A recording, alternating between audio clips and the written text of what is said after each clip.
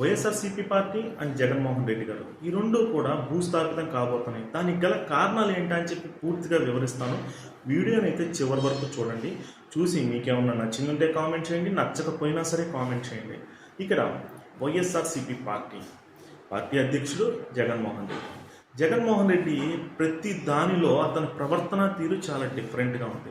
ఇక్కడ నేననేవాడిని for example ఒక విషయంలో ఏమన్నా దెబ్బ తగిలి ఇబ్బంది పడితే నెక్స్ట్ అటువంటి దెబ్బ తగలకుండా చూసుకుంటా.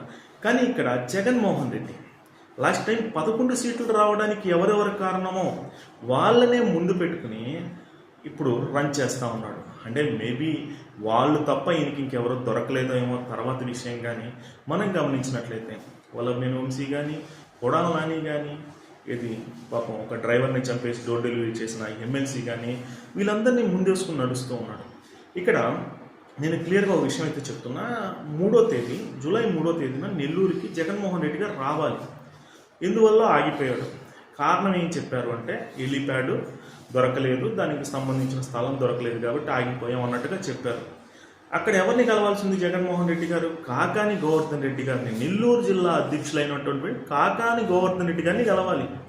ఆయన్ని కూడా కలవకుండా తాడేపల్లిలో కూర్చుని రెండైతే చేశాడు. మొదటిది వచ్చి సింగయ్య భార్యని కలిశాడు, రెండోది వచ్చి వల్లభనేని వంశీ గారిని కలిశారు. ఇక్కడ వీళ్ళిద్దరిని కలిసిన తర్వాత సింగయ్య భార్య గారితో ప్రెస్ మీట్ అయితే పెట్టడం జరిగింది. అక్కడ మా ఆయనకి యాక్సిడెంట్ అయింది నిజమే, మా ఆయన జగన్ కారు కింద పడింది నిజమే, అంతా నిజమే, కానీ మా ఆయన చనిపోయిన మట్టుకు అంబులెన్స్లో ఏదో తేడా కనిపిస్తుంది అని చెప్పి ఒక స్క్రిప్ట్ ఇచ్చారు. స్క్రిప్ట్ మాట్లాడిచ్చేశారు. ఓకే.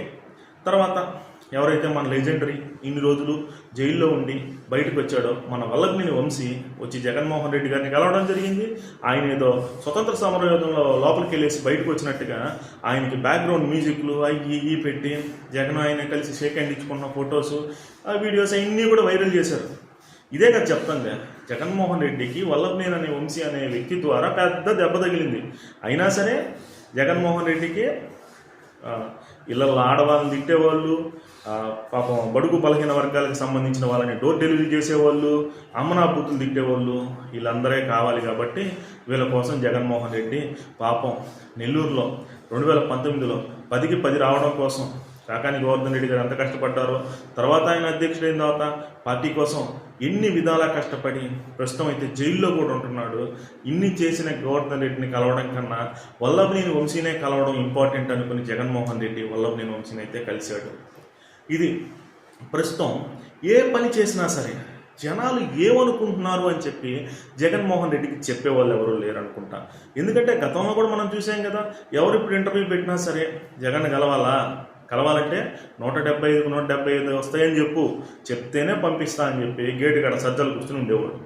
అట్టా వెళ్ళినోళ్ళు అట్టే చెప్పేవాళ్ళు. జగన్మోహన్ రెడ్డి కళ్ళన్నీ ఆ పైనే ఉంటాయి.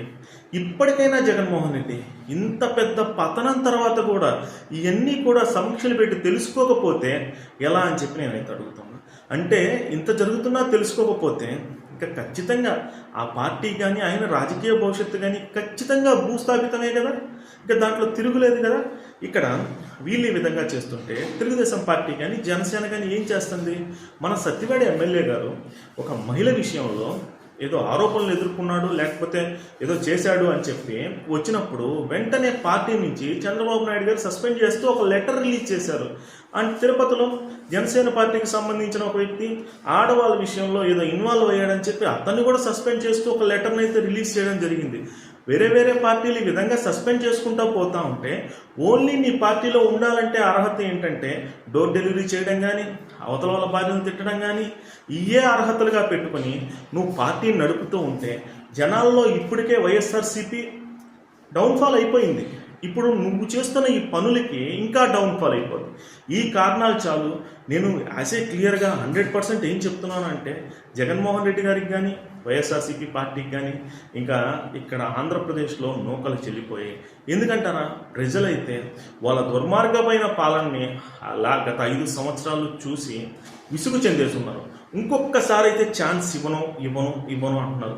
నేను జనరల్గా బయటికి ఎక్కడికి వెళ్ళినప్పుడు అందరితో డిస్కషన్ చేస్తూ ఉంటాను. అది ఏంటంటే నెక్స్ట్ వైఎస్ఆర్సీపీ వస్తుందంటే ఎక్కడా కూడా అతను ఇంకా జన్మలో సీఎం కాడు అని చెప్పుకుంటానే ఉన్నారు తప్పితే ఒక్కళ్ళు కూడా జగన్మోహన్ రెడ్డి మళ్ళీ సీఎం అవుతాడు అది ఇది అని ఎక్కడా కూడా నాకు వినిపించలేదు. కాబట్టి ఇంత క్లారిఫికేషన్తో నేనైతే ఈ వీడియో చేస్తున్నా. ఈ వీడియోలో నేను చెప్పిన దాంట్లో ఏమైనా తప్పు ఉంటే కామెంట్ చేయండి, లేదు కరెక్ట్గా చేసావంటే మెచ్చుకుంటూ ఇంకో కామెంట్ అయితే చేయండి.